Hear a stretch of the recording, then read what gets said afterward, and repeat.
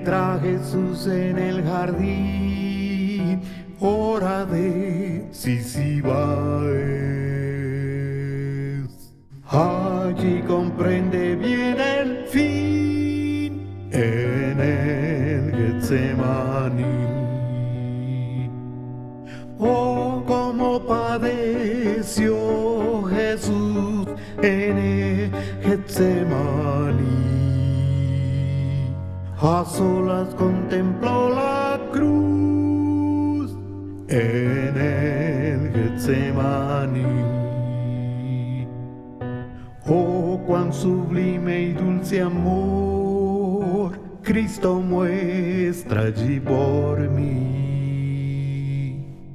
Gota de sangre su sudor en el Getsemaní.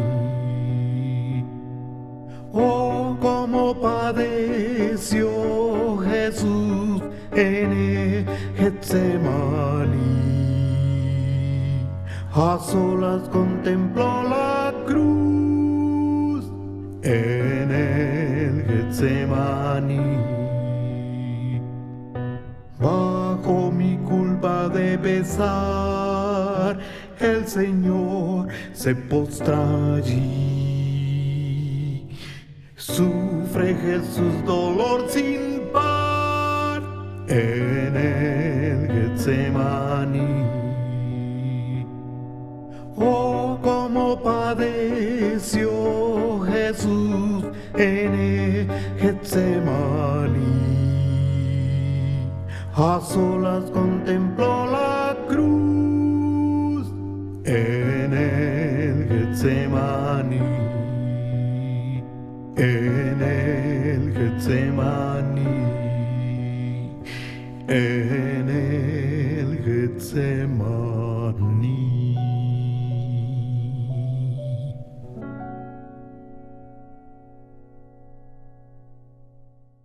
Después de haber oído este himno, queremos entonces, antes de entrar a la palabra, este sería el sermón que correspondería a la tercera parte de la serie que hemos titulado Camino del Calvario. Quiero leerles el pasaje que corresponde hoy. Es el tiempo que Jesucristo toma antes de ir al Calvario en el Getsemaní. Y oigan, dice de esta manera: vinieron pues a un lugar que se llama Getsemaní y dijo a sus discípulos: sentaos aquí entre tanto que yo oro. Y tomó consigo a Pedro, a Jacobo y a Juan, y comenzó a entristecerse y a angustiarse. Y les dijo: mi alma está muy triste hasta la muerte, quedaos aquí y velad. Yéndose un poco adelante, se postró en tierra y oró que si fuese posible pasase de él aquella hora. Y decía: Abba, Padre, todas las cosas son posibles para ti. Aparta de mí esta copa, mas no lo que yo quiero, sino lo que tú. Vino luego y los halló durmiendo y dijo a Pedro: Simón, ¿duermes? ¿No has podido velar una hora? Velad y orad, para que no entréis en tentación. El espíritu a la verdad está dispuesto, pero la carne es débil. Oró otra vez fue y oró diciendo las mismas palabras. Al volver, otra vez los halló durmiendo, porque los ojos de ellos estaban cargados de sueño y no sabían qué responderle. Vino a la tercera vez y les dijo: dormid ya y descansad, basta, la hora ha venido. He aquí el Hijo del Hombre es entregado en manos de los pecadores. Levantaos, vamos, he aquí, se acerca el que me entrega. Gracias, Señor, por este momentito. Bendecimos tu palabra. Queremos que tú la hagas prosperar y crecer en los corazones de los hijos tuyos que te están oyendo. Hermanos, este tiempo, al tocar esto del Getsemaní, quisiera que nos hiciera llevar hasta el Getsemaní realmente. Aunque nosotros debemos como propuesta tener nuestro Getsemaní. Jesucristo no empezaba su ministerio de cada día sin antes tener un momento de comunión con su Padre. Y muchas veces de ello era en el Getsemaní. Usted inicia sus labores con una comunión con el Padre. ¿Tiene usted en su casa un lugarcito, un huerto que sea como el Getsemaní para Jesucristo? Pues debemos buscarlo. Yo quiero poner como contexto las cosas que ha vivido Jesucristo trayendo una semana muy intensa en su vida. ¿Cómo es esta semana muy intensa en la vida de Jesús? Pues empieza con la entrada triunfal.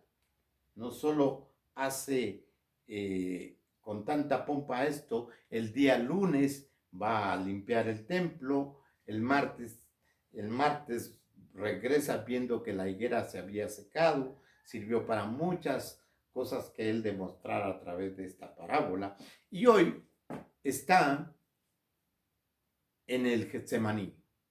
Pero esa noche del jueves, él ha tenido una actividad intensa con sus discípulos. Ha preparado la cena, ha estado con ellos cenando y ahora le toca vivir el momento más duro de su ministerio. Él está llegando a no solo compartir la cena con el Señor, instaura el sacramento de la comunión con Él a través del pan y el vino, y en esa intensa noche en la que ha lavado también los pies a sus discípulos, en esa noche intensa ven en la misma cena comiendo que Judas sale para traicionarlo, aumentando así su angustia, y lo va a vender sin ningún derecho. Lo va a vender por 30 piezas de plata. Después le dice, después de haber cenado, le dice a sus discípulos, vamos, y se los lleva al Getsemaní. Y antes de empezar la subida hacia el Getsemaní, le dice, ya no está Judas, y le dice a los 11 que se queden 8 ahí abajo, y escoge a Pedro, Jacobo y Juan, para que suban con él un poco más arriba, como lo hacía Josué con Moisés, que subía hasta tal punto que Moisés ya ascendía solo para enfrentarse a Jehová y lo miraba cara a cara en la zarza, acuérdense de eso. Entonces se quedan los discípulos en un momento, Pedro, Jacobo y Juan, y él les dice, quédense aquí, pero velen en oración, ayúdenme, yo estoy en angustia. ¿Qué quiero traer de lección inmediatamente ahí? Por cuestión de tiempo, de lección, encuentro que el Señor aún nos da mayores privilegios que a otros.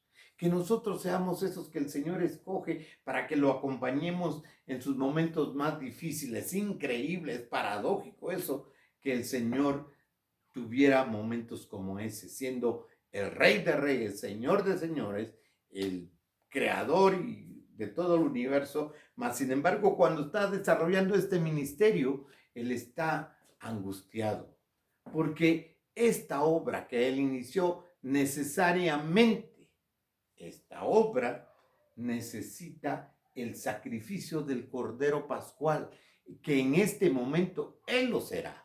Es el Cordero perfecto, Él es el que ofrecerá su vida, Él será sacrificado y que con su sacrificio logrará el pago del pecado suyo y el mío. Podrá entonces justificarme y con el poder de su resurrección nos podrá dar el privilegio de ser no solo sus hijos, sino que también nos dará la bendición de vida y vida eterna con Él. Miren cuántas cosas habían ahí en juego. Eso está pasando. Él está dando el privilegio a Pedro, Jacobo y Juan. Uno pregunta, ¿por qué Pedro, Jacobo y Juan? ¿Por qué no Natanael? ¿Por qué no Andrés? Yo creo que hay muchas razones, pero yo quiero tomar una de ellas. Esta en la que realmente Jacobo y Juan fueron los que le dijeron a Jesucristo, permítenos, Señor, que podamos estar uno a la derecha tuya y el otro a la izquierda cuando vengas en tu reino. No estaban pidiendo cosas sencillas. Se veía la ansiedad de tener poder. Entonces el Señor les dice, miren, pero de la copa que yo bebo, ustedes no pueden beberla. Ellos les dijeron, sí podemos. Entonces el Señor, yo creo que con mucha paciencia, tolerancia y madurez le dice, bien, eso de darles ese privilegio no toca a mí, es del Padre. Pero quedó guardado que ellos se habían comprometido que podían pasar esa copa que él iba a beber. El privilegio para Pedro está determinado también. Por eso cuando Pedro le dice, Jesús le dice a Pedro, Pedro, mira, yo voy a la cruz, yo voy a morir. Y entonces Pedro le, antes que te toquen aquí, a ti, tienen que pasar por mí. Es cuando Jesucristo le dice, quítate de mí, Satanás, no sabes lo que estás diciendo. Mas, sin embargo, va a tener Pedro la oportunidad. Y es aquí, cuando suben al monte Getsemaní, es que él les dice, velen conmigo. Y les declara algo que era muy íntimo de él. Miren el privilegio que Dios nos da.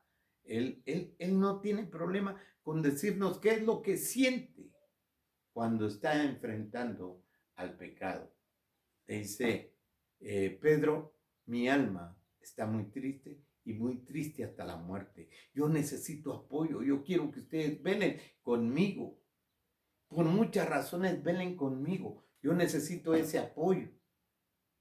Y ustedes lo necesitan para que cuando venga el mal no los destruya o no los zarandee y haga de ustedes una cosa muy frágil. Velen y velen en oración. Privilegios que tenemos, hermano. Privilegios que tenemos. Era la oportunidad de que ellos pudieran salir avantes con lo que querían, con lo que habían dicho que podían beber de la copa de Jesucristo, que era ir a la cruz del Calvario.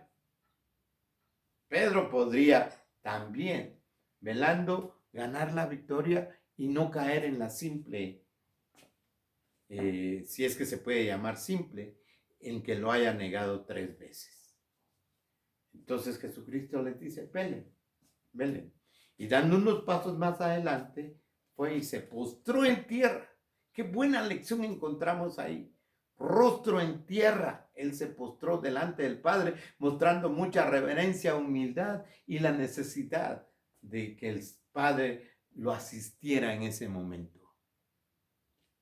¿Cómo es que nosotros nos acercamos al Padre? Muchas veces de pie, muchas veces ni los ojos cerramos. ¿Cómo es que nos acercamos? Jesucristo lo hizo postrado en tierra. Así clamaba al Padre. Hermanos, cuántas lecciones hay ahí para nuestra vida.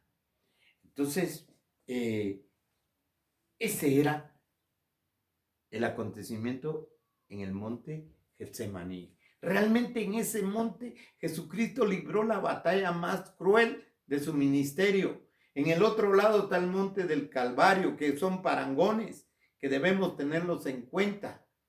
En el Getsemaní, Jesucristo libró la batalla que chocaba con su alma.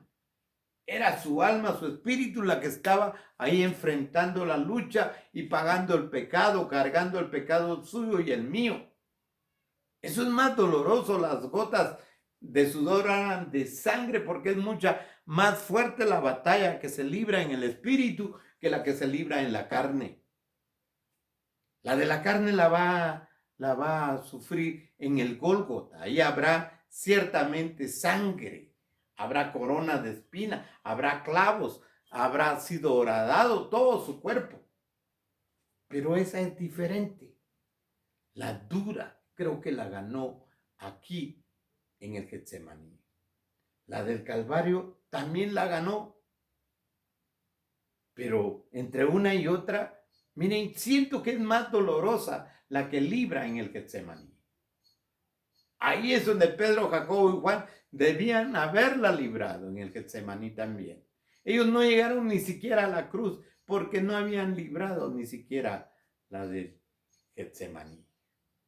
Hermanos, yo quiero traerlos a la reflexión que nuestras batallas nosotros no las ganamos peleando a brazo partido en el trabajo o en las circunstancias que estemos llevando. Nosotros ganamos nuestras batallas en el Getsemaní, en oración, de rodillas, postrados en tierra, frente al Padre que puede entonces mandar a fortalecernos. Envió ángeles para fortalecer a Jesucristo. Va, ora, y su oración es muy sencilla y dice así: Abba, Padre, todas las cosas son posibles para ti. Aparta de mí esta copa, mas no lo que yo quiera, sino lo que tú.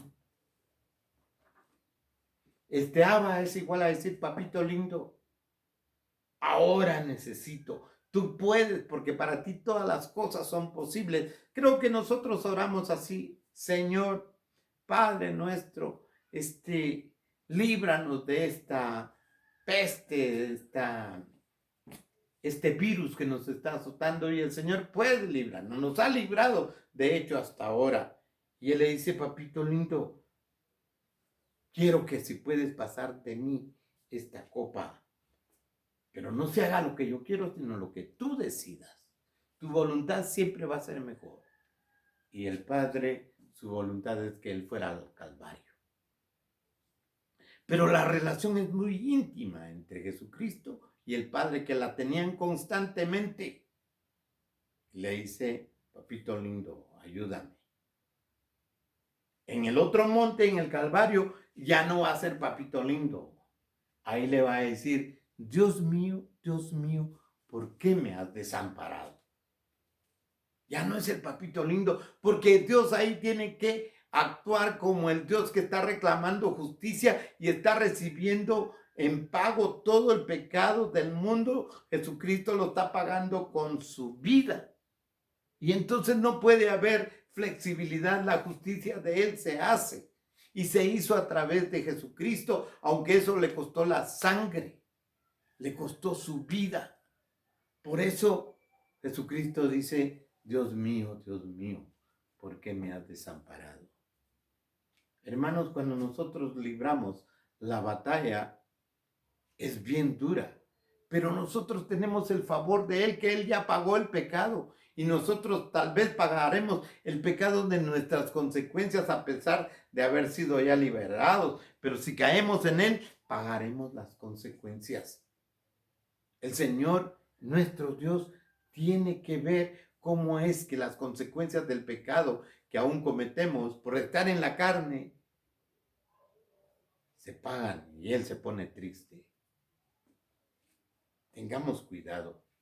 Jesucristo aquí tenía la bendición de clamar como papito lindo. Y dice que el Señor lo que hizo fue mandar ángeles a que lo fortaleciesen. Regresó luego a ver a los discípulos, los que habían dicho que Pedro había dicho que daría su vida por él. Los otros decían que sí podían pasar esa copa, y lo que estaban haciendo es durmiendo.